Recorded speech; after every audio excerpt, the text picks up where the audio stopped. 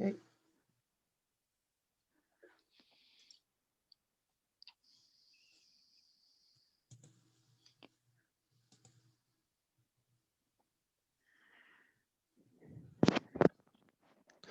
Great, thank you very much, Sue.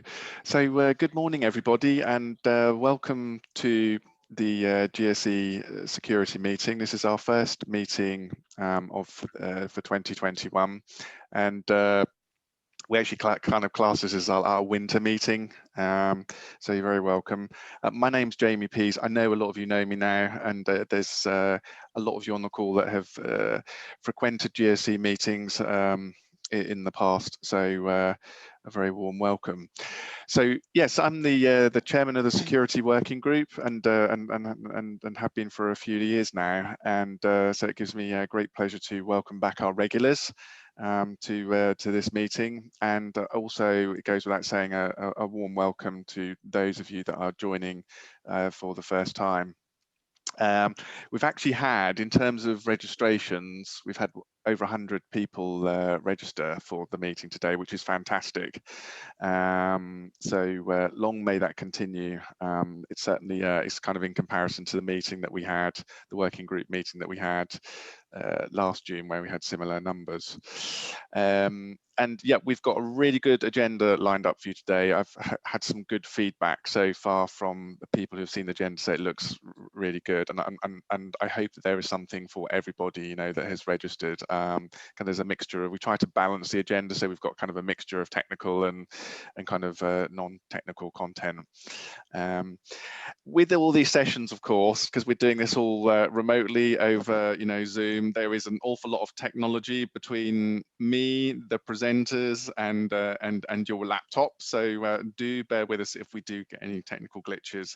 I have to say, with my experience with Zoom, especially at the GSE conference in November last year, it was flawless. So unless my broadband goes down or the presenter's broadband goes down, we should be okay. But yeah, things happen, and always in the live sessions. So before I kind of get cracking with the introduction, you know, these sessions don't just kind of happen on their own. So I want to kind of give a special thank you to all the presenters who have, you know, taken the time to prepare and deliver their session today. It takes a lot of effort, you know, to get the sessions ready.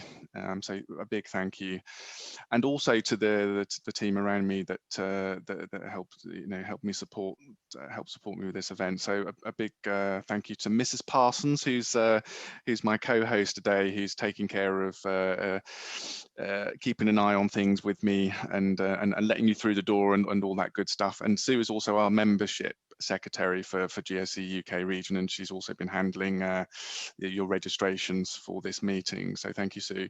Also to Mark Wilson, he's our newly appointed region manager. So it's official now, he is our region manager, not acting GSE region manager. And thank you, Mr. Harper. I know you're on the call for emailing, sending out the emails as well through the GSE mailing list, and also to you, Carolyn, for being my deputy chair. Thank you, Angie and Carolyn, for doing the marketing side, the social media side, and also to the committee. And also a big thank you to everybody who's made the effort to turn up today. I mean, you know, we put these sessions on, you know, because, you know, we want to help increase, you know, your knowledge and skills around mainframe, and yeah, it's about keeping as well a community together, and it's good that we've got the numbers that we have. So we, you know, as a working group, we're doing really, really well. So thank you.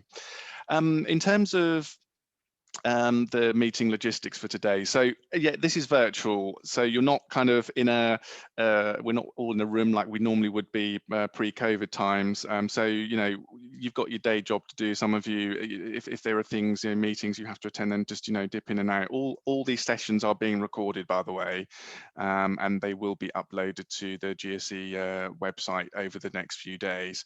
So yeah, don't worry about leaving, coming back in again. You know, the mute button, mute tones are off, so you won't disturb anybody. don't forget to post your questions as well. So right at the bottom of your screen, I think it's sometimes the buttons at the bottom of your screen disappear if you haven't used them for a few seconds. Just hover down with your mouse and they will appear. And right in the middle, there's a chat button. So do post your questions. Any questions you've got, you know, for presenters throughout the day, pop them in there, and between Sue and I will be reading those, and we'll interrupt the presenter at the end, or sometimes through the session, depending on how they want to do it, and read out your question. And sometimes, if that question is a bit more challenging, needs a bit more clarification, then we will unmute your line, or you can unmute yourself. And that's the other key point as well, by the way. You can actually unmute your line. We haven't locked it. So just be wary of that. Just keep a check now and then to make sure that you are on mute. And if you don't, Sue or I will mute your line for you. Also, an important note for the chat, you see where you've got like the to box there, it's default to everybody. If you want to communicate with other participants, a private chat, you're quite welcome to do that. So just make sure you use the drop down box. But be aware that if you want to then post a question to the presenter, you need to basically post your question to everybody, so that like the likes of me and Sue see it, because if you're using private chat, only you and the recipient can actually see it. Also, if you want to, under the reactions button on the right hand side at the bottom of the screen where the buttons are, there is a raise hand, or there should be a raise hand button. So you can use that as a way to kind of get our attention if you want to ask a question. And if you then want to put your hand down, just press the button again and it will disappear.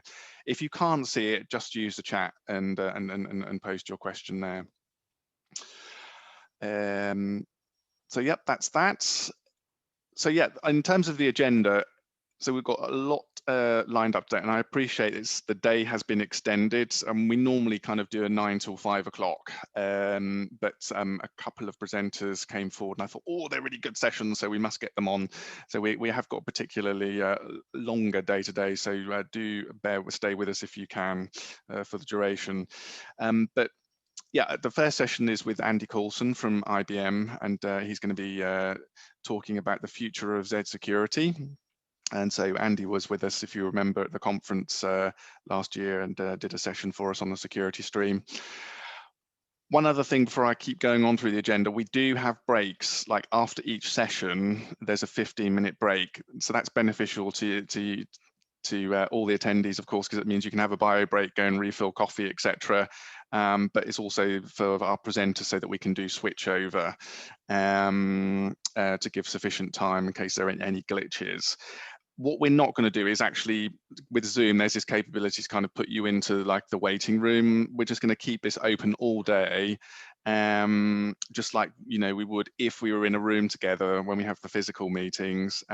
So you can just keep yourself on mute. If you want to have a chat with people during the 15-minute, then feel free to do so. But I'll of course be communicating with the presenter, getting them set up for their next session. So don't be disturbed by that. We haven't actually started.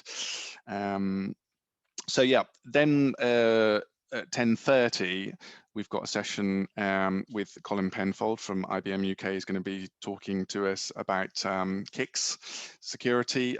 So this is something that's quite important, that we do actually keep updated with what's security changes that are going on in the subsystems as well. So it's really good that Colin is with us today to come and present. And then at 11:45, we've got Christian back with us, Christian Karaki. You remember, who's done some forensic lectures for us before. So I'm really pleased that he's is back with us today to take us through another scary story. So that's that. And then at 1:15 this afternoon, oh yeah, we've got lunch, by the way, at 12:45. I know they're strange times. It's just, we're trying to, with the timings of all these things, breaks in between, to switch over and stuff. It's just how these times ended up. So yeah, at 12:45 for 30 minutes, we do have a lunch. If you're the likes of Mr. Nelson, hello Mark, I'm sure you will be having your breakfast at this time, and for some of you it might be even later, and you might be having your supper.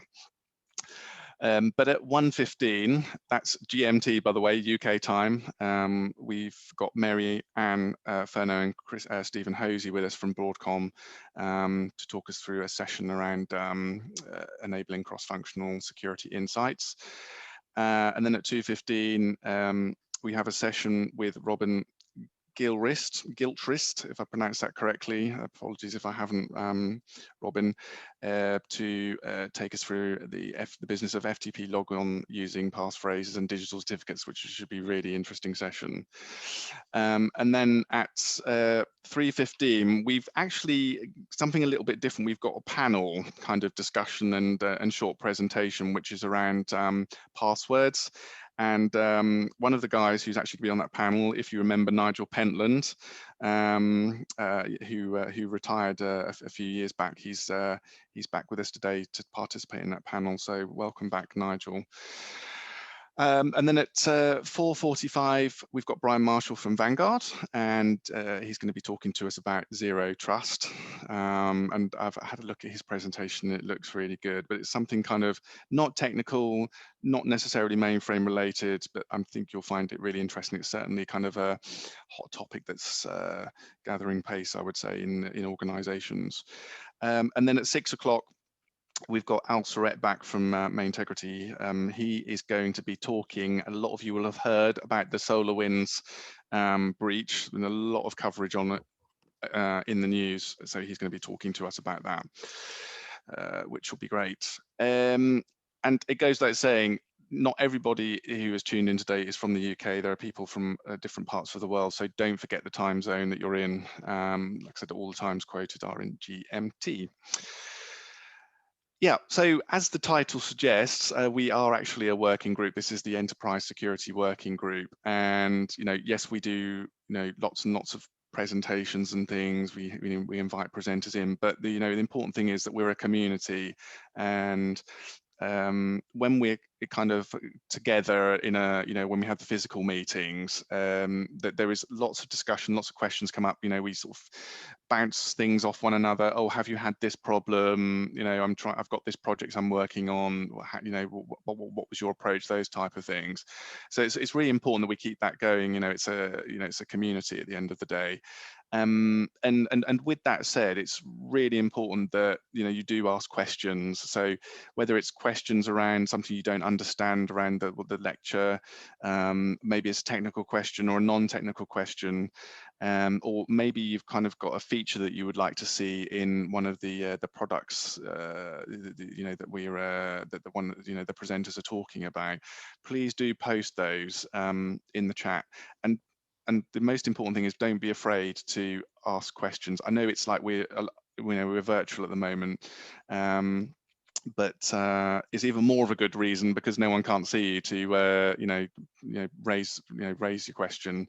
And often they say statistically, and I say this in every single meeting, that people in the room are really dying to ask that question but are a bit afraid to, because they might think they look stupid. There's no such thing as a stupid question, and the important thing is that we all learn from the answers to those questions. And like I say, it's a chance to direct help our vendors that are joining us today and in future meetings, direct sort of the future how products enhancements and features in the products going forward. And yeah, GSE, we have a mechanism to be able to feed those enhancements directly to the vendors.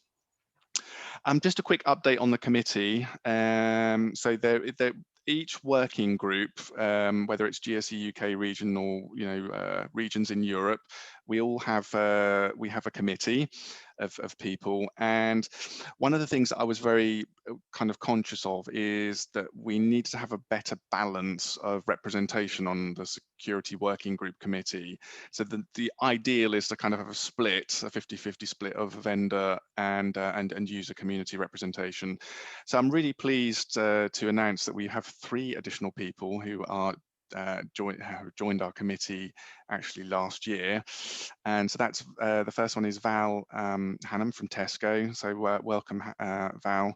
Val's been a member, been attending GSE security meetings for I don't know how many years. I can even remember in I think the late 90s seeing Val at a meeting. So welcome, Val. And we also have Beth. and Beth Newman-Jones and James King from Lloyds Banking Group, who have joined us. If you remember, if you attended the conference in 2019 and you attended the working group, I think it was in June last year, Beth and James were on air.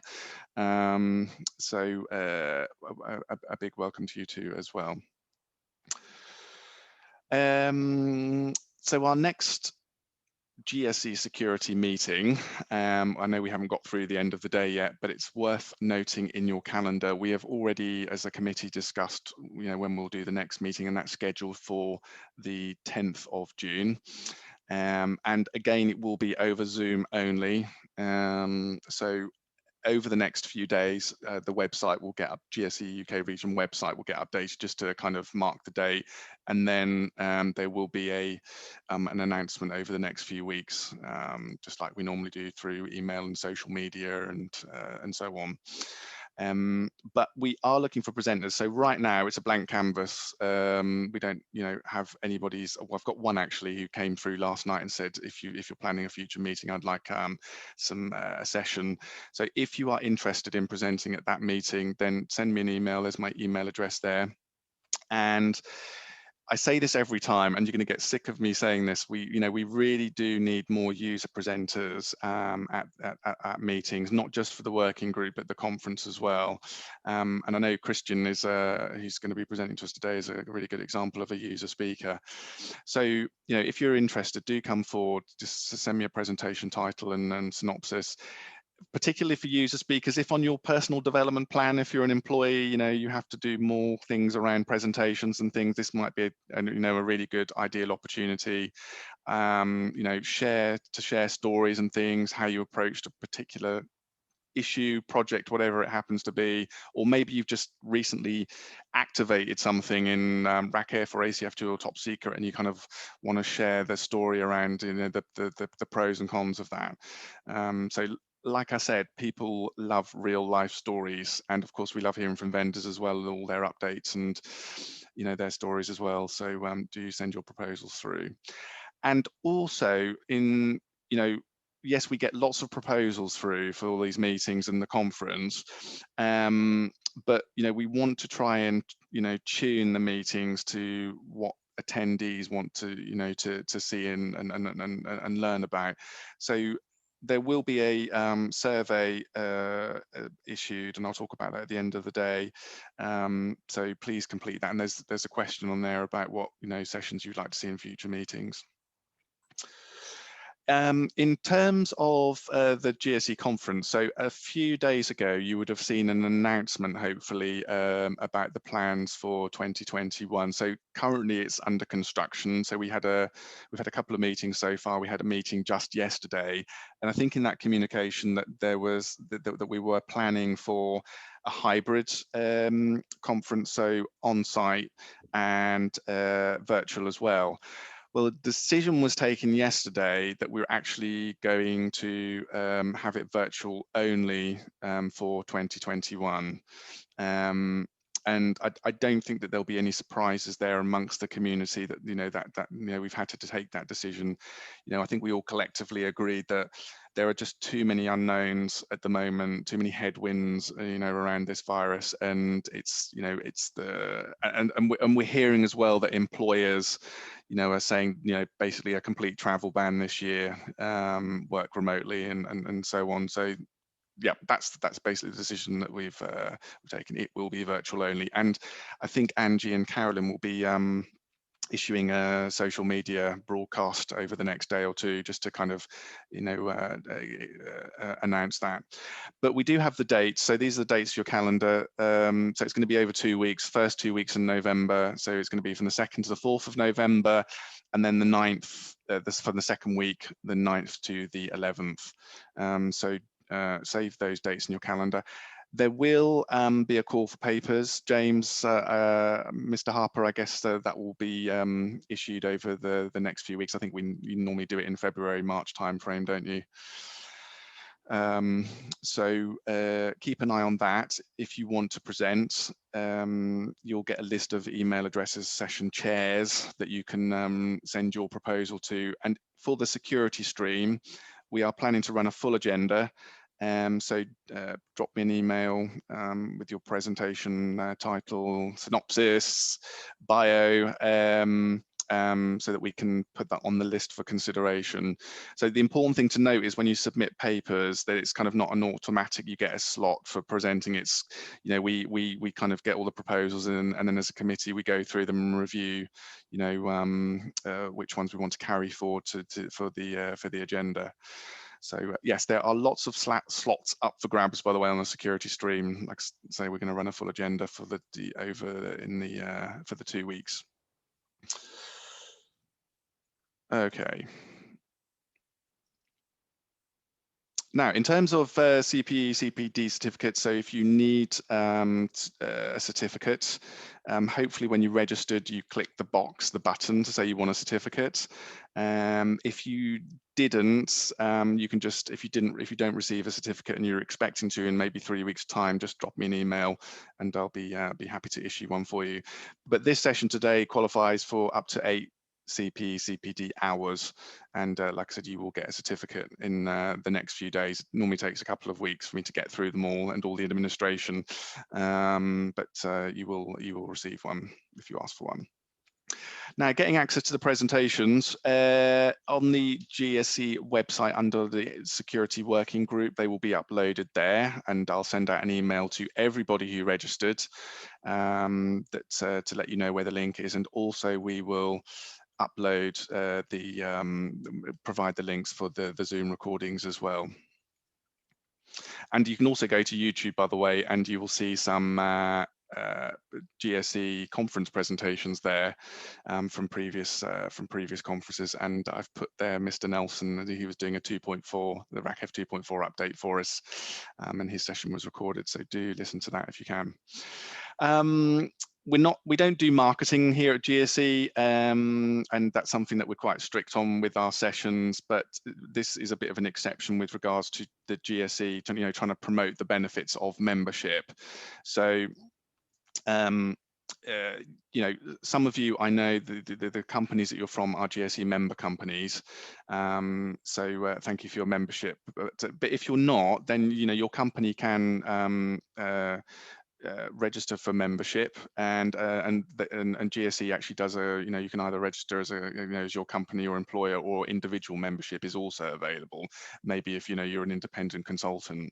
But there are benefits, of course, to being a GSE member. So for example, when you know, with the GSE annual conference, normally in normal times, if you know, if we're running a physical event, we have historically there's been a charge for that, and but each member company gets 5 free places plus 2 additional free places for trainees or apprentices, and there are also discounts as well available for training courses, for IBM technical conferences, also for the MTP exam, so you can actually take an exam and get a certificate for mainframe technology professional status, and they're also from GSE headquarters, they're covering, of course, Europe.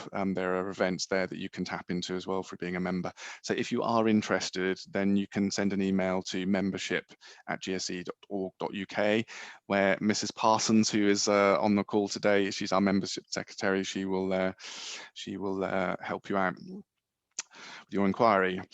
So I know I'm overrunning, but thank you for staying with me. But I thought it's important to do an introduction to this meeting.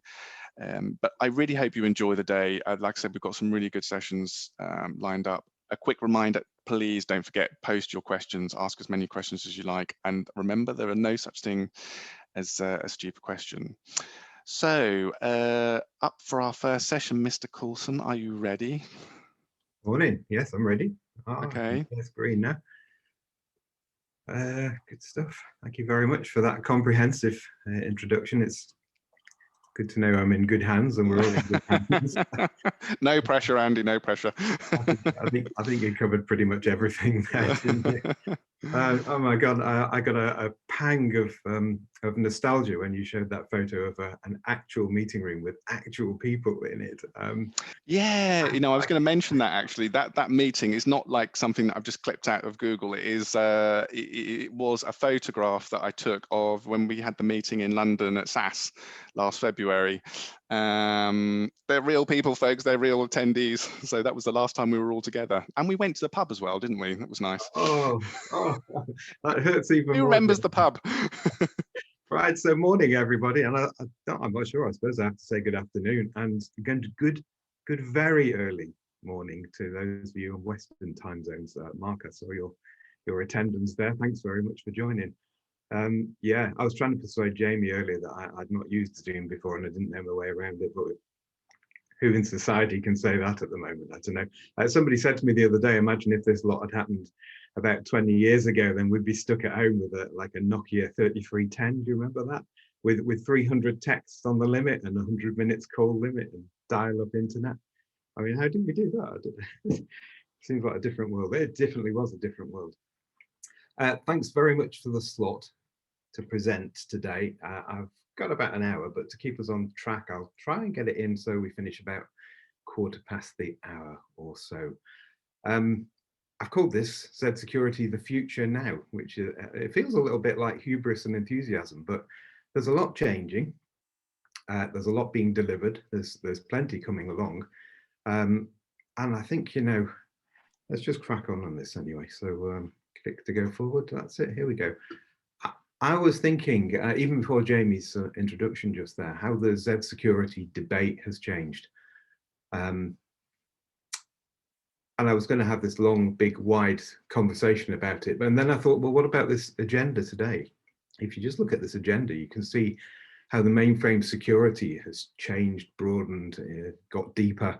It is so much wider than RACF or ACF2 top secret than perhaps it used to be. I remember the early days of these meetings where we would discuss the latest in control block changes, which was extremely exciting. That was quite a narrow world then.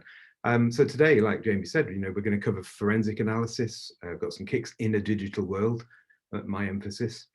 We're going to talk about zero trust and SolarWinds breach. These are big, big subjects, and they're really relevant to us as individuals. They're relevant to us as security specialists, and they're definitely relevant to us in Zed Security as well. So yeah, it's a more complex world. We are more visible. There are increased threat vectors and threat surfaces as well. So what do we do about that? So just a little bit here as a plug for Brian's pitch later. I'm not sure if he's on yet, I didn't check. But yeah, I've had a quick look at that presentation that's coming along too. It's very interesting. This slide, you might have seen it before I presented it a few months ago at the conference when I did data privacy passports, and there'll be a nod to that in a few slides I pinched from that as well then. And so the point really for the zero trust thing is that we've moved paradigms from like a trust everyone and you know, if you had access then you'd have access to too much, but we'd hope and trust that you'd behave yourself. And then we moved that on into, not very long ago it feels, into a trust but verify, you know, so it might be that we couldn't stop you doing this, but we'd have some auditing software that checked what you did while you had the increased privileges, to something called zero trust. And I've summed it up here where we've progressed from a sort of that state that I've talked about there, an operational assurance, like we really do protect your data, trust us, to a technical assurance where we really can't trust your data. So in that sense, you'd have privileged escalation access rights, for example, to do some, let's say, a fix, but there's no way, even if you had that privileged access, that you'd be able to get hold of the data at all. The technical assurance behind that is that the barriers are too rigid, and we can certify that and guarantee it, and so on and so on.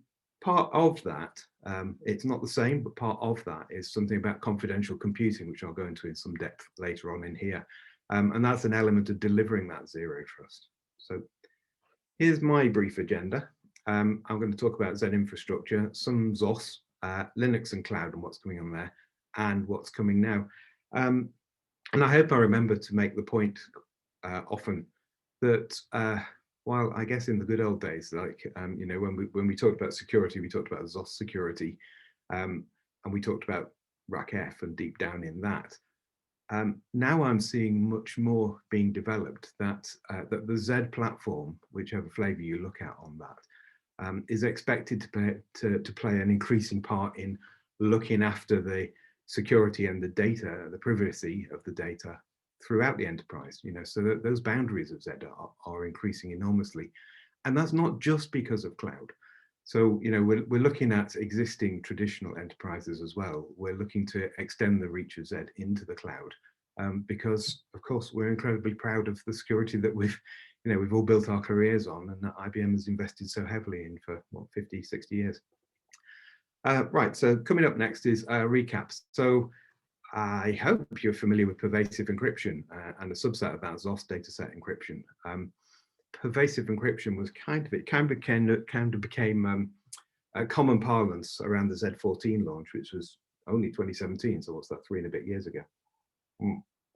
Excuse me, I'm from Manchester. I think I lost a T. It's the rules if you're from Manchester, I think. So pervasive encryption. So here's a little a snippet of what in the launch we explained pervasive encryption was.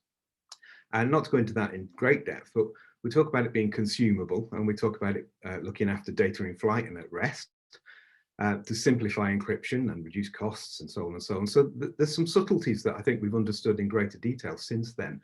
Consumable, yeah, it's supposed to mean policy driven. It's supposed to be such that you're protecting a great deal of this without having to think in great granularity. Granularity often is expensive and often might mean it's error prone, you might miss things. So consumable, policy driven and relatively easy to do this. And also at great speed. We can't expect customers to encrypt as much as we want them to, and they should, if there's a performance issue that gets in the way of that. So there's that part of it as well. The data in flight and data at rest. I wonder if there was a bit of an elephant in the room at the time that we talked about this, whereby we weren't talking very often about data in use. But of course, data in use is extremely important as well. So we'll cover a little bit of that in this flyby presentation, and so on and so on. So it feels like we've built a lot on this. It feels like bringing pervasive encryption to the conversation catalyzed a lot of modern and new capabilities and conversations. I hope you're all familiar with the encryption pyramid. I'm not going to go into this in any great depth. You might be relieved to know. So the pyramid, essentially down there at the bottom, we've got very broad coverage, relatively easy to apply, relatively cheap in most measures of that, including systems management of that, and then going up the hierarchy, getting ever more granular, but similarly getting more expensive operationally and probably performance-wise as well to implement. Second one up there, dataset level encryption, Zos Dataset Encryption in that. So it is a subset of pervasive encryption, as I said. So next screen here, I hope you're familiar with this screen as well. So I've got a few screens that look a bit like this. So unlike the encryption pyramid, this looks at it from a what's encryption protecting in the infrastructure point of view. Here we've got Zos Dataset Encryption. So that is and was supposed to be application transparent, enabled by policy, as I said. Uses various encryption facilities of Zed like Cpe our ability to decrypt and encrypt very, very quickly, to look after master keys in a Crypto Express HSM.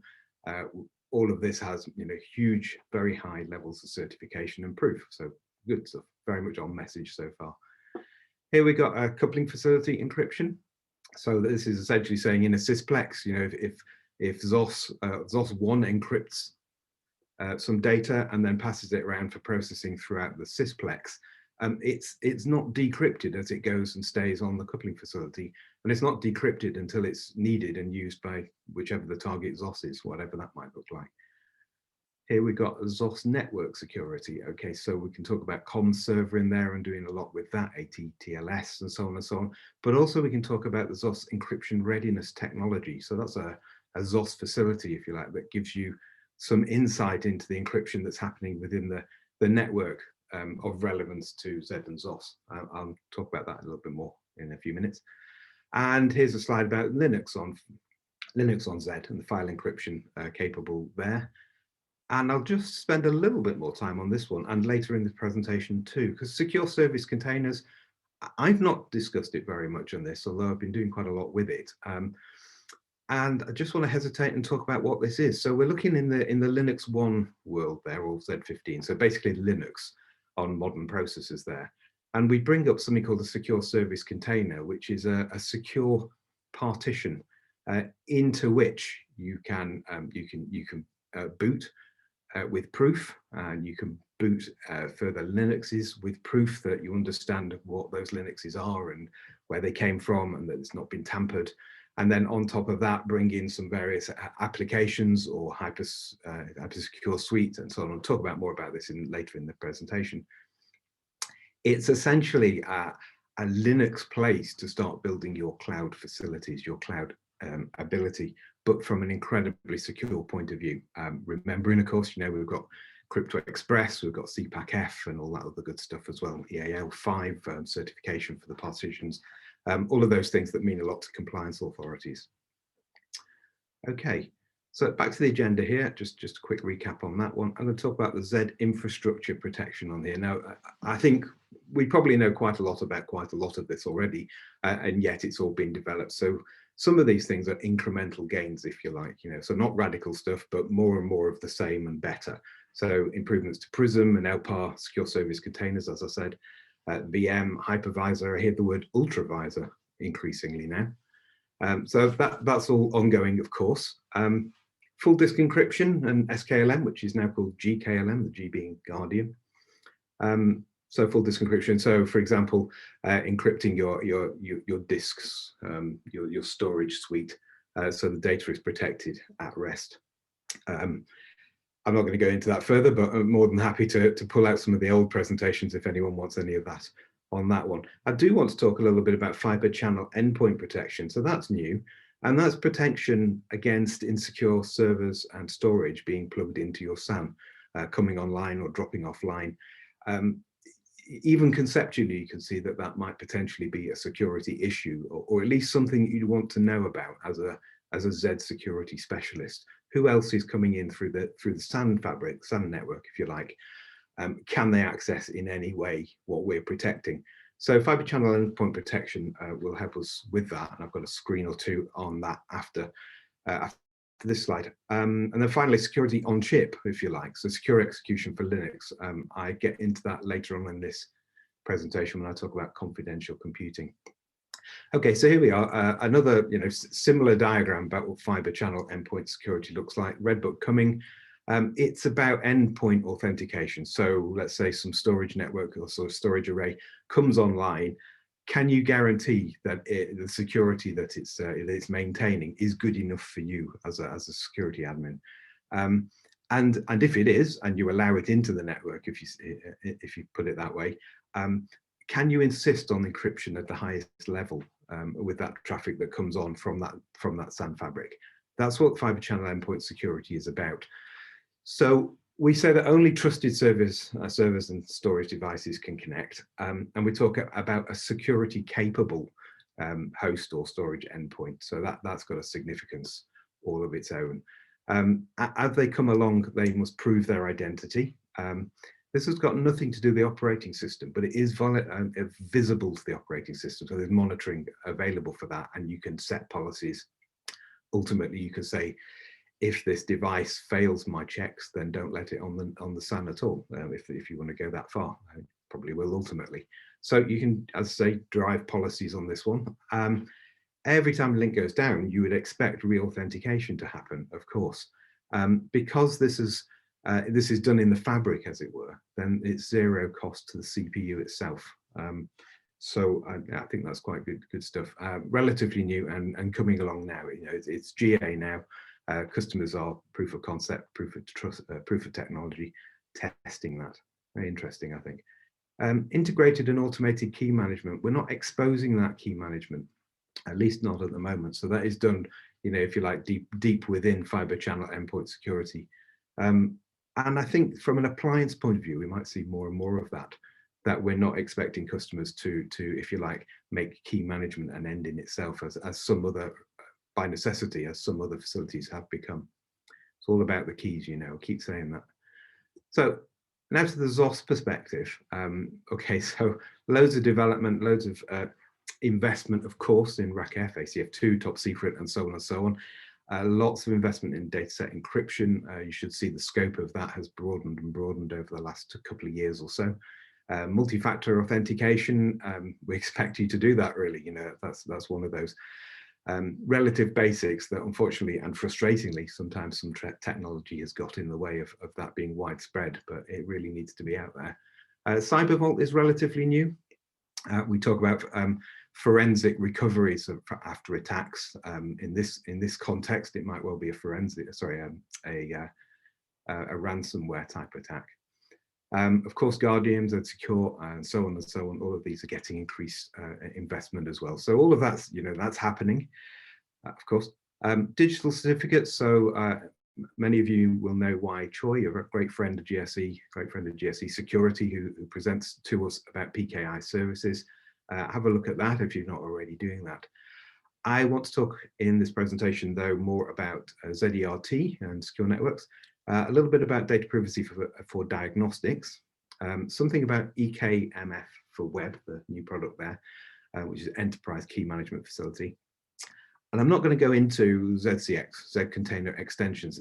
That does have some security implications. For example, you can run SKLM, GKLM, essentially on Linux within Zos, which feels like unnatural acts, but it's working very well, and do that for your hardware key management. I think that's interesting that we're kind of providing things that are, you know, essentially Linux, but we're not expecting people necessarily to have Linux to run these things, because that might be this, you know, within Zos might be the best place to run that. That's just a subset of what container extensions is about. We're aiming towards developing the Zos cloud capability for that as a product. Okay, sorry about this very busy slide, but essentially top left there, we're essentially saying there's a lot of complex stuff goes on in your network, and how are you expected to know? How can you find out who owns this traffic? How well encrypted is that traffic? Is it matching the policies that you would have, that you would definitely define, and you probably would implement if you had some way of implementing it? That's what ZERT is for. So for traffic that terminates on the local Zos system, you can find out from that details of how well it's protected, who it belongs to, where the traffic has been even, and so on and so on. So for the first time, you've got this ability to have a look into that traffic. And I'm finding clients that are implementing this up front and finding, I'll show you on the next screen actually an example. It's a way in to help understand the urgency of having to do more and better Z encryption. So have a look at this one. I know it's better with, better without, better. It's a nice shot, isn't it? I put some red arrows on here. So this came out of a Montpellier study of a client. It's been anonymized. There's a few French words on there, so you possibly would have guessed that if I hadn't already said. But I'm told this is quite typical of a bank. And quite typical, sadly. You can see on here we've revealed that you know, so there's no protection for 60% of this traffic at all. So it's not TLS, it's not SSH, and so on and so on. In terms of the protocols of the remainder, the protocols that are protecting it, lots of that is deprecated. You know, so that's 39% of that traffic was using protocols that were deprecated. Key size of 0, so 32% of this traffic wasn't protected at all, either by neglect or it negotiated down to a 0, basically to clear key. Looking on at the cipher suites there, you can see some things like 19% were protected with triple DES, which is deprecated, not necessarily legal, depending on the compliance authority that you're operating under. You can find some other things on there as well. There's cipher suites using, I think, CBC or GCM. You can have conversations about how efficient they are, how much hardware assist gets used, how much of that is a heavy software overhead. Lots and lots of insight comes out of running this. Perfect forward secrecy. So how much can you tell about where this traffic has previously been? That's got confidentiality issues. Bottom right, finally, about key size again. You know, so a very small, relatively easily hacked RSA 1024. That accounted for 87% of this particular traffic. So pause for breath. The next thing I want to talk about, again in the Zos realm, is Zos data privacy for diagnostics. A lot of our customers say they're extremely concerned about the prospect of taking system dumps, sending them to vendors, and inside that dump is an unknown amount of sensitive data. So this product helps you with that. You identify, or it is identified to what is the sensitive data in there. So either by you tagging that data using a Zos API, and also some machine learning that kind of works out what's going on there, makes some guesses about what is sensitive and tells you, and then you can tune that. And then protecting that data, either taking it out, redacting it, encrypting it.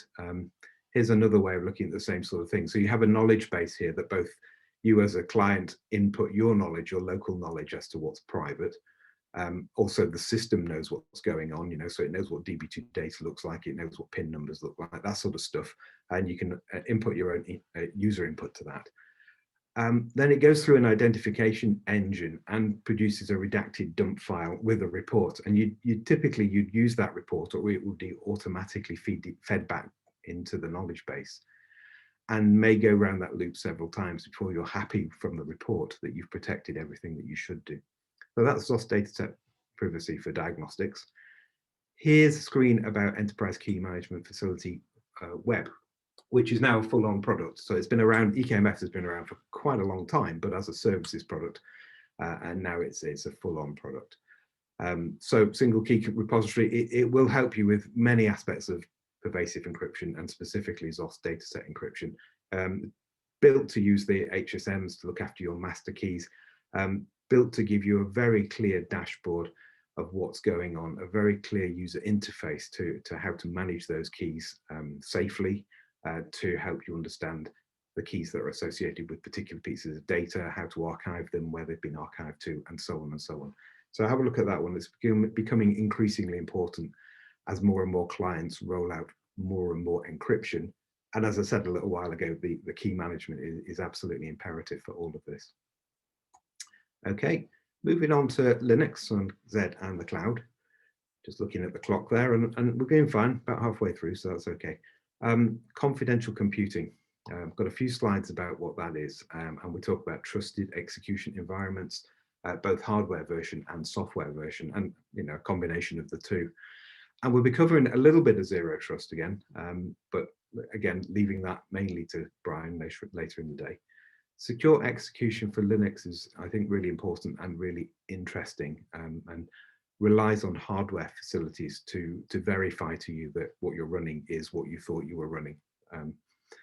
So we'll come back in more depth to the secure service containers that I talked about a little bit ago. Upon the secure service containers, we'll potentially run a HyperProtect suite. So I'll draw a distinction between what the difference is between secure execution for Linux, if you're aiming for a confidential computing environment, distinction between that and secure service containers. I'll pull out that distinction later. It may well be that you want a hybrid of the two, of course. Just briefly, I'll do a little bit about data privacy passports, but I'm not going to that great depth because it's only 2 or 3 months since I last presented to this audience on that subject.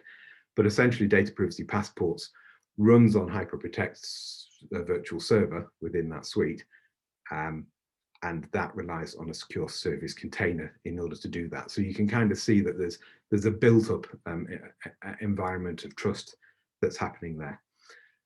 Okay, just a little schematic here, just to pull out, of course, that all of these things are relying very heavily to a greater or lesser extent, and developing into using the hardware that we know so well protects our data. So things like the HSMs that we have on mainframe, Crypto Express 7S, relies on executing within environments that maintain that EAL 5+ certification. So that's about isolation. Using the CPAC-F on chip encryption decryption facility to do that very fast, so it doesn't get in the way of what you need to do. All of these things that are there and are heavily used, and in many cases are unique to the platform as well. So it still makes a lot of sense to say it's safe on Zed, and to still use that platform if you have any form of processing where you are very concerned about the sensitive nature of the data that you're holding. That's the schematic. So into the confidential computing part of this, then, and so I talked a little bit, and perhaps even with a little bit of coyness, that we've talked a lot about data at rest and data in transit. But what about data in use? So that's data that's actively being accessed and stored in memory. So essentially, we're talking about memory buffers. And I suppose if you talk about a system dump with sensitive data in a memory buffer, then that's going to be exposed in clear to a vendor if you ship it out there. So you can see there's kind of a circular argument here of things that need protecting. I've showed this slide before, and I know it's busy. I do apologize. There is a confidential computing consortium, and it was set up a couple of years ago in order to develop more and more of the, in their case, hardware-based trusted execution environments. There's strength in depth reasons for why you might want to do not only hardware-based, but also software virtualization, trusted execution environments. And I've listed out there on the left. The schematic, the picture there on the right, comes from the Confidential Computing Consortium themselves. And it's interesting, they have lots of words in there, and the words actually are a little bit fuzzy. They mean different things to different people. That's part of what the consortium are trying to define better. And they've attempted to say that you need various aspects, or you may need various aspects of this in order to satisfy the confidentiality of the processing that you need to do. Okay, so they've got solid lines where they say, well, we're already defining this. And then they've got dashed lines where they say, but we think we need to do some more definition and some more working on. And I just want to, because of later, just to put a hook in here, I'm going to talk about homomorphic encryption later. And when I talk about that, it does sound like it's necessary for a confidential computing, protecting data in use conversation. And it can do. It's certainly not ready yet. It's not production ready yet by any means. But the point is that your data will be protected in use in these confidential environments, even in the software and hardware that we currently have. That's sort of a point really where I said that we're ready with the future now on Zed. So the Confidential Computing Consortium, it was set up to develop this, but it's easy to show that there's been generally available software and hardware on the Zed platform to do this since about 2016 or so. So, you know, we've got plenty of experience now. We know where we're going with this, and how to bring it to market, or how to bring it to you in such a way that you can actually use it, but it does useful stuff. One aspect of that is that in some aspects of this, as you implement it, you can run programs within the full 16 terabytes or so of memory that's available to you within an LPAR. The Intel version of that is much more limited. So, you know, you can see that we've had a head start on some of the technology. So I find that quite reassuring, of course. Anyway, so, okay, so there are two parts of, or two ways to implement a trusted execution environment, virtualized software or hardware. What's it there for? Well, again, to circle back, we're securely protecting code and data. We can prove it, it's confidential, and the integrity is provable, and it's isolated. We're proving that we can isolate both, you know, horizontally between images, but also vertically between data and between people that would access that data. So a great deal of isolation is absolutely the point of this. With the virtualized software here, what we've got is that secure services container that I've talked about a little bit, and we'll talk about a little bit more, with on top of that HyperProtect services. So these provide ability to operate in a sort of confidential computing environment in something that looks like a cloud. I'm not being coy for any reason there. I'm accepting that the cloud means a lot of things to a lot of people. This is cloud ready. We would expect you to be looking at this if you're starting to look at protecting confidential data in a cloud-like environment. So, for example, bring your own keys and protect those keys using HSMs, using the Crypto Express 5, for example. So the hardware version of this on the next page, secure execution for Linux. I guess, well, I've got a screen in a few pages time, and it kind of draws the distinctions between whether you'd want to do virtualized software or hardware. And it's interesting, it sort of comes down to whether you want to roll your own with your Linux, you want to go your own way, or alternatively, you might be wanting to implement cloud software, you know, that maybe you've deployed elsewhere and now you're bringing it onto the Zed environment of cloud. What do you need to do with the data? Where are you going with it? It's Yeah, let's move on this one. So the hardware trusted execution environment, it's for the same reason, again, to guarantee securely protecting code and data. And it's a hardware-based one, this, so you need a feature code on the Z15 or Linux 1.3 to implement this. And you can bring up secure Linux VMs, enclaves for cloud if you want to. You can do very much more things like that that you would tend to do if you're running your own Linux applications.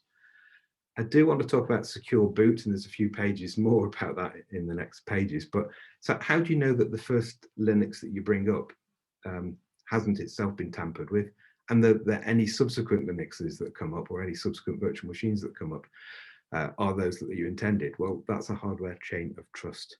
And it's about signature, asymmetric signatures, asymmetric keys are used with that.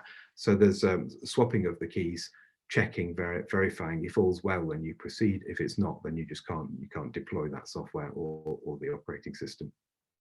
It's backed up, it's protected by the Crypto Express 7S. So essentially, we're using very heavily the facilities that Z15 and Linux 1.3 bring. A little bit more about this one. So for each Zkek is associated with a public key. The private key is only accessible to the Z hardware and firmware. So part of this public-private key pair is deeply embedded in the chip, and it is, of course, tamper-resistant on that one. You'd prepare a Linux image using public key and a customer-specific key, and then that subsequent image, it can only be executed in a virtual machine on that particular Zkek. The image can't be decrypted outside of that, the data can't be decrypted and seen outside of that. And in such a way, we're delivering what we call a secure execution for KVM environment, so we're providing this ability to execute in a confidential computing environment.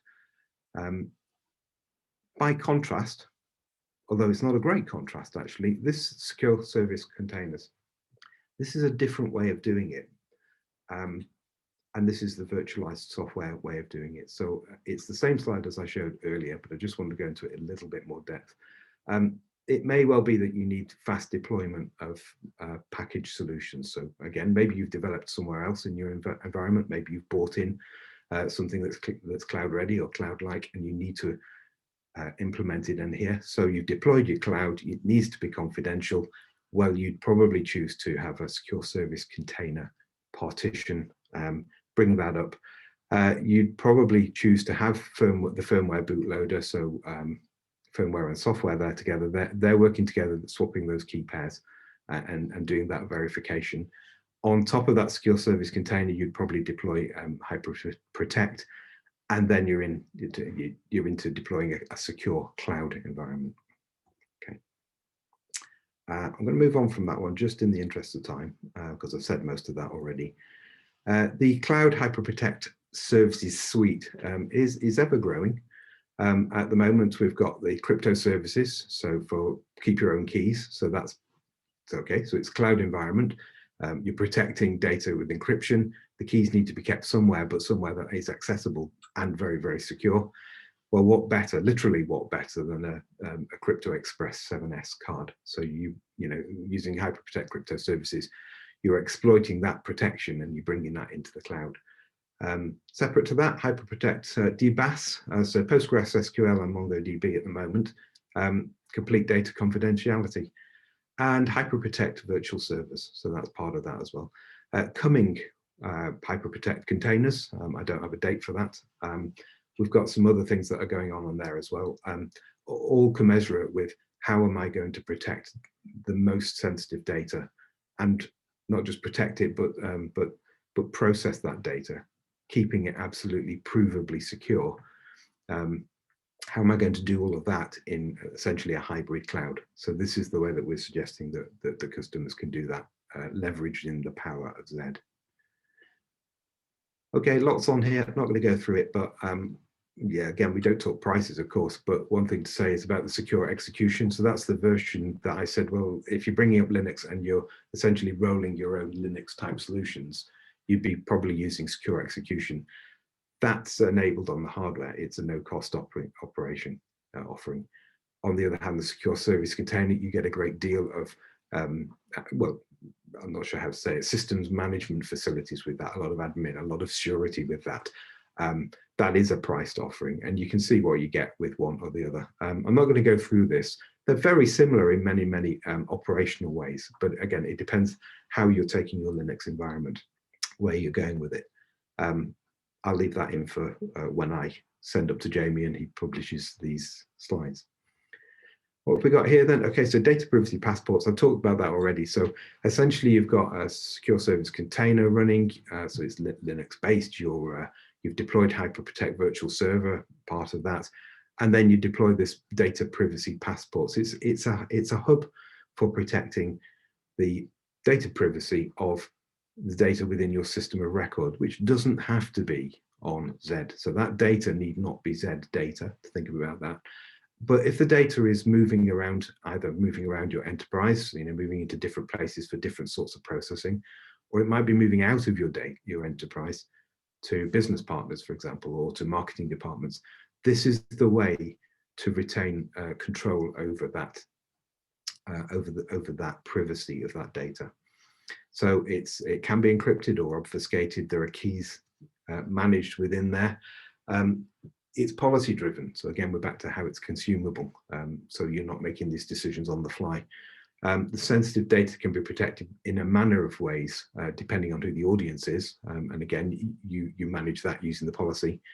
And you can revoke access, because of course this is key managed. So if you revoke access to the keys, then you revoked access to having access to the data itself. So that's that. I'd be more than happy to do more presentations on that one, but as I say, it's not very long since I last did some for this audience. Okay, so the future now. Okay, so lots of that is future now, future ready, and so on and so on. One of the things we talk about, or one of the things we're asked about a lot, is we know that quantum is coming, and that will undermine a lot of the algorithms that we currently heavily rely on. You probably know that NIST hasn't yet produced the standards of what that quantum looks like. And until that happens, it's going to be quite difficult to produce algorithms that are quantum safe. So we talk about quantum resistant. We're very hung up on it. There's a lot of work that goes on to make sure that the security of the Zed infrastructure will be quantum ready. Let's put it that way. One of the first things that's been implemented already, SMF on Zos. So Zos SMF, because we own the whole stack, if you like, the writing of the SMF data and then the subsequent reading and processing of that, we own all of that. We can start playing around with the algorithms of that without affecting other people. So we can encrypt and sign that data, and the algorithms we use for that is, it's internal and proprietary, and we say it is quantum resistant just because of the sort of algorithm it is. So in a sense, we're very safely playing around with what do we do in the future to make sure that we're looking after your data properly. We've started it, and more will roll out. I'm fully confident of that. The next one to talk about here is fully homomorphic encryption. I'm going to call it 8G or FHG, just because it's what a mouthful that is, and I keep getting it wrong. So I've got something on that one. 8G, FHG, enables the processing of data without actually giving access to the data. So essentially, you're giving the process encrypted data, and it doesn't decrypt it in order to process that. It does sound like magic. It was invented by IBM in 2009, I think, and first demonstrably proven or shown, in 2011. After that, a lot of work has been done. So it's kind of conceptual for a couple of years, and how are we going to implement this? Actually, it was conceptual for a lot longer than that, wasn't it? From the RSA days, so that's a couple of decades or so. I'm forgetting my times now. It was totally conceptual for 20 years or more. Then it became, this is how we could actually implement it in 2009. And then we did actually implement it as a demo in 2011. Since 2011, a lot of work has been done by IBM onto actually how to make it production ready. And we're not there yet, but it's, it's still on the horizon, it's still coming. It fully resolves that paradox of needing to know versus needing to share. So I need to share this sensitive data with you for you to process it for me, but I don't want you to know the details. And it uses something called Lattice Cryptography, which is, again, quantum resistant. So a little bit more about this one. When it was first demonstrated in 2011, it was 100,000 times slower than it is now, and it's still pretty slow. Current demos are around 50 times slower to do the decryption, or I beg your pardon, I've said that wrong, about 50 times slower to do the processing of that encrypted data, and uses lots and lots of memory. And in the future, it's always going to use lots and lots of very fast memory. It's going to need lots of fast crypto capability, massive cache. Does that sound like Zed? I think it does.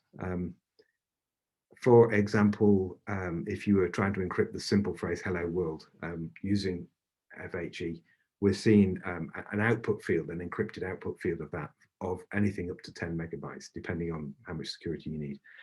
And I was told to think about what this quantum resistant might look like. And conceptually is this idea where you hide data in a massive space of, well, let's call it noise. So the data that you're hiding is just hidden in ones and zeros. And the size of that space where you're hiding your data is something like 600 to the power of 10,000 or so. I'm not a mathematician anymore, and I can't really get my head around that, but I think you get the idea that it's a massive space to hide stuff in, and therefore, even with a quantum computer, we're told that this is quantum resistant. Okay, I'm going to skip that one, but essentially this slide is saying that this is different to what we normally think about encryption, and you do need to include your business people in this because the way that business programs will work using this will need to be rewritten. So it's definitely not a bolt-on. Here's a couple of examples, a few examples of what could you do if you could do the encrypt everything thing. The more you look at these, the more you think, well, why aren't these done already? So labs sharing DNA. So it's very personal stuff and very vital for the moment. But you really don't want to be exposing personal sensitive data, particularly if it's, scientific experiments are going on that. So the labs don't need to know the details of what the data actually is, just the details that they need to know for that. So let's just say you can't decrypt this data. You can process it, but you don't have to decrypt it to do that. Lots of fraud detection and loan analysis work is being thought about at the moment. What about search tools? If you use Apple Maps, for example, or the maps are available, if you use that to say, can you take me to my workplace? It will have already learned that your workplace is in a particular place, that you stop at a particular coffee shop and so on and so on. It's nobody's business but your own. Why would it need to know that sort of thing? And so on and so on. I talked about this in the session that I did at the conference a couple of months ago. So next page, and just a single page on this one, the SolarWinds hack. Jamie referred to it. It has been talked about a lot. Its significance is probably certainly still not understood fully. It's a supply chain attack. So essentially a supplier of some software or firmware was attacked, and then that propagated down the chain to the end user customers. The effect was probably that network traffic could be read, understood, and sent back to somewhere. It's that sort of thing. I'm very interested, Jamie mentioned it, we've got a presentation from Al later in the day on this. I'm interested in it. I immediately thought, what could Zed do to help protect this? So yeah, I think this is an example of one of those expanding things, keeping an eye on the world and then thinking, well, what tools have we currently got that would have potentially helped us with it? And that's drawing a very, very big conclusion, not least because we don't know the details. Not many people know the details of the actual hack. So I looked at this one. I don't want to steal over any of Al's thunder. He's got a great presentation coming up with much more detail about this one. But essentially, so what this software was, it was an infrastructure management tool. It was hacked with a backdoor, and it gave access ultimately to the customer networks that it was deployed on. So it was the source, the vector, the host, and the target. Could it happen on Zed? So what about the initial infection through the first pages, the source, if you like? Maybe Zed couldn't help directly with that. There is IBM Zed DevSecOps secure build tool, and HyperSecure will work with that. And that helps with you deploying and knowing and guaranteeing that your software is exactly what you thought it was. So maybe that would have helped. We've got things about activating backdoors in your infrastructure. Yeah, probably IBM potentially could help with that as well. We do understand how to monitor and alert changes in configuration, where the new ports have opened, for example, whether logging policies have changed, all of that. What about heightened administrative privileges? To go back to secure execution and hyperprotect virtual server, it couldn't happen. We could certify that, and that's almost the point of all of that I talked about secure execution and about secure service containers. What about authentication tokens and getting access to things that you couldn't? Yeah, I think that Zed could help or even prevent what happened with that as well. But who knows? We need to look in more detail for that. I love it that people are looking at this, are pulling it apart, and are applying what they know laterally into what we already have to see whether, what direction we need to develop in to do that protection.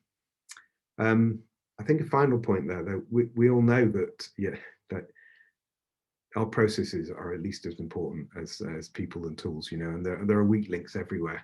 And just because we have great technology available and coming that might or might not protect in this particular case, it's still beholden upon us as responsible sec admins and so on to implement best practice, to implement it properly, to keep monitoring, to make sure that our users are educated about the importance of not clicking on links. All of that good hygiene stuff, lots of that could be undermined. So technology is never going to take over from that good hygiene stuff. Okay, so that's me, actually. So my conclusions are, of course, for the good of all of us, security and privacy is going to continue to drive demand. I hope you've seen that there's still very high investment in Zed and Zed Security. This is incredibly important to the platform, incredibly important to all of those, and all of those customers that we know Zed looks after. It's incredibly important for us that we're not only do the right thing, but we're certifiably doing the right thing as well. So you can have confidence in that. We're going to see much more about zero trust and confidential computing, both in your own platforms, and as you extend that out into the cloud, as you extend out into getting other people to process your sensitive data, or the sensitive data that you're responsible for, whereby you can continue to guarantee that its integrity and that its safety, and so on and so on. And finally, the future is coming fast, so quantum resistant, and HE, they are coming. Okay, so that's me. I said I'd finish just on time. I know I've been talking pretty fast, and some of these slides have had too many words on it. That's not my normal style, but I did want to cover a lot of ground in this one. So we're nearly at 1:15, nearly at the end of this session. Are there any questions? Thanks, Andy, for taking us through that session. It was really good. We have a question from Damien Dunn. Hello, Damien. Welcome back. Nice to see you again. He asks, so he says basically, is that Xert chart that you showed earlier on part of the Xert plugin, or was it produced by another product using Xert SMF data as input? There's at least two ways of doing this that I know of. So there's an interface into Zos MF, the management facility, that will help you interpret, understand, and graph. Some customers are just simply dumping out to SAS MXG or some other analysis tool and producing it in the way that they want to. I think this came out of the Zos MF interface that Xert works with. Okay, I was actually gonna because this chart really drawed my attention. I mean, we all like, I think people like pretty graphs and things, but it was this shocking, the lack of encryption that kind of is, I think, disturbing, isn't it, here? And yeah, but in all honesty, are you surprised? Well, I was actually going to say I am shocked, but then no, I'm not. But I think why I'm shocked is that it's so, if you look at, and I think I've said this before a number of times, like security standards, regulations and things, and it stipulates in there that you have to do this stuff, and it's like, and then you then you see the reality of it, and it's like, yeah, but I hope an auditor isn't, or a compliance checker isn't looking too close. Yeah. But I think it's worrying in this day and age for what the demands on us to comply, with those standards. So no, I'm not surprised. There's an aspect of ZERT whereby you can implement this policy. You could say, I'm not going to accept clear keys. And I'm not going to accept that traffic, but I suspect that would result in some mayhem at the moment. Indeed, indeed. Okay, well, thank you, Andy, so much. Thank you for taking the time to come and prepare your session and present to us. And I'm sure we will have you back at some point in the year with more updates. But right now, folks, we have a 15-minute break, and up next is Colin Penfold from IBM Hersley to give us an update on Kik Security. So go and refill your coffee, stretch your legs, and we'll see you in 15 minutes. And by the way, if you can hear talking and things in the background, don't worry, the session hasn't started. It's just we're getting set up for the next session. So thank you. Cheers,